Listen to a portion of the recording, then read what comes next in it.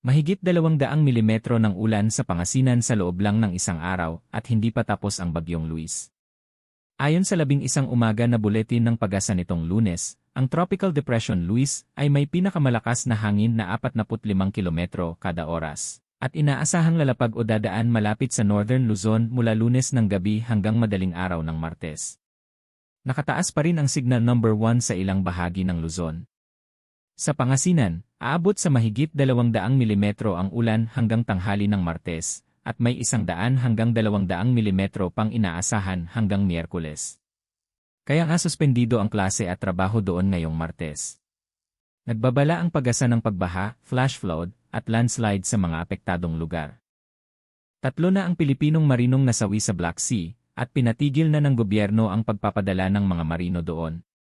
Iniulat ng Department of Migrant Workers noong Sabado na sa 236 na Pilipinong marino sakay ng 17 komersyal na barko na naapektuhan ng mga pag-atake malapit sa mga daungan ng Ukraine, 3 ang patay, 15 ang sugatan, 1 ang nawawala at 217 ang ligtas. Ayon kay EFV Secretary Hans Leo Kakdak, dinalaw niya ang mga pamilya ng 3 nasawi at ng 1 nawawala sa utos ni Pangulong Marcos. Inutusan din ng ESRI ang mga manning agency na itigil ang pagpapadala ng marino sa Hilagang Black Sea at ang mga shipowner na ilipat ang 180 Pilipino sa 12 barko papunta sa mas ligtas na daungan. 125 milyong piso, ginastos umano sa loob lang ng 11 araw. Iyan ang tinanggihang aminin ng kampo ni Vice President Sara Duterte nitong Lunes sa ika-11 araw ng impeachment trial sa Senado. Ang usapin ay ang confidential funds ng Office of the Vice President noong Disyembre 2022. Nakasentro ang Article 1 ng impeachment sa umano'y maling paggamit ng 612.5 milyong pisong confidential funds. Iprinisenta ng prosekusyon si Roderick Wamil, dating State Auditor ng Commission on Audit Intelligence and Confidential Funds Audit Office, para ipaliwanag kung paano sinusuri ng CA ang mga liquidation report. At kung sumunod ba sa patakaran ang mga dokumentong isinumite ng IE. Ang mga susunod na testimonya ang magpapasya kung mapapatunayan ang Article 1. May 7.5 bilyong pisong ibabalik sa inyo ang Meralco. Inutusan ng Energy Regulatory Commission ang Meralco na isauli ang halagang ito sa humigit kumulang 8 milyong consumer. Ang desisyon, na may petsang ika-31 ng Hulyo, ay pagwawasto sa mga singil mula Enero hanggang Disyembre 2025 sa ilalim ng performance-based regulation. Para sa mga residential customer, aabot sa halos 60 sentimo kada kilowatt-hour ang refund. Ibig sabihin, para sa isang pamilyang gumagamit ng 200 kilowatt-hours kada buwan, mga 117 piso ang mababawas sa bill. Makikita ito bilang hiwalay na linya sa inyong bill sa loob ng 6 na buwan, simula sa susunod na billing cycle. Sinusuportahan naman ng Meralco ang refund program. May presyo ang korupsyon sa flood control at ngayon, ang buong ekonomiya ang nagbabayad.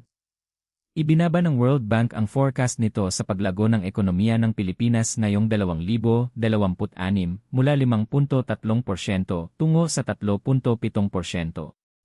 Ayon sa World Bank, ang masusing investigasyon sa korupsyon sa mga flood control project ang nagdulot ng pagkaantala ng mga proyekto at ng pag-aalinlangan ng mga investor. Bumagsak sa 2.8% ang real GDP growth noong unang quarter ng taon at inaasahang liliit ng 0.5% ang fixed investment. Ayon kay World Bank Division Director Zafar Mustafaoglu, ang kawalan ng katiyakan sa infrastructure procurement ang nagpapaatras sa mga investor. Ito ang isa sa pinakamalinaw na sukat kung gaano kalaki ang naging epekto ng iskandalo sa buong bansa.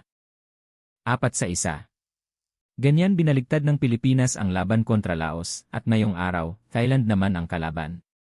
Sa ASEAN Championship Hyundai Cup sa Vientiane, nauna pang nagpasimula ang Laos sa pamamagitan ni Damoth Thongkhamsavath sa ika-7 minuto at 1-0 ang iskor sa halftime. Pero na red card ang depensa ng Laos na si Fetdavan Somsanid matapos ang ear review sa ika-14 na minuto, kaya kulang sila sa manlalaro. Sa ika-47 minuto, tumapat si John Lucero. Sumunod ang isang own goal, penalty ni Jarvey Gayoso sa ika-60 minuto, at heading goal ni Daisuke Sato mula sa assist ni Kenji Nishioka. Ito ang unang panalo ng Pilipinas sa torneo matapos matalo sa Myanmar. Ngayong Martes, haharapin nila ang Thailand sa New Clark City Stadium sa Capas, Tarlac. Salamat sa panonood. Like, subscribe, at i-enable ang notifications para sa latest news araw-araw.